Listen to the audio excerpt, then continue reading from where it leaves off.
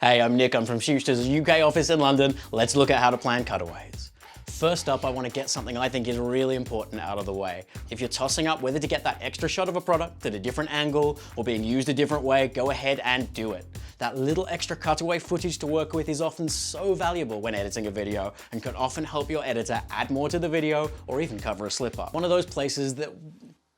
This is one of those places where more can be really more and be really useful. So, how should we choose our cutaways? Well, my golden rule is to keep them relevant, contextual, and useful. RCU. Okay, that acronym does sound like a sporting injury and probably won't catch on, but let's run with it and break it down. So how do we do it? So first off, R. Keep them relevant and on message by breaking down your script or your talking points before you shoot.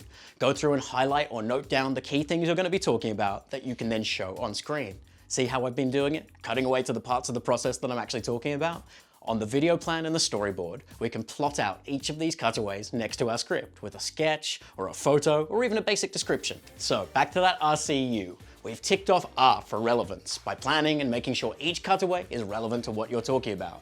Then, keeping them contextual is all about planning to make the shots you get as in context to what you're talking about as possible. Now, one of the biggest mistakes people make with cutaways is not planning enough time for them and then very quickly grabbing the shots of whatever they can at the end of a long shoot, probably out of context too.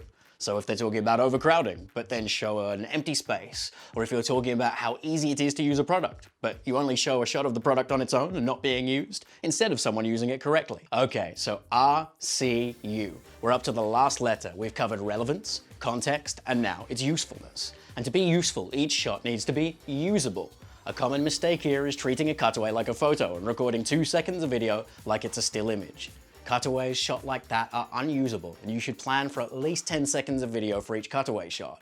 It doesn't mean your editor will have to use the whole 10 seconds on screen, or that you have to if you're editing, just that there's enough footage to cut into a video, so that this doesn't happen.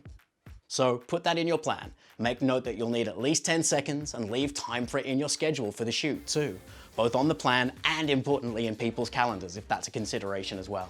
So that's it. That's how to plan your cutaways. Keep them relevant, contextual, and useful. So plot them into your script and storyboard, connect them to what you're saying, plan for them to reflect the context of what you're saying, and make sure that you shoot usable, thought-out footage too, by not making them an afterthought.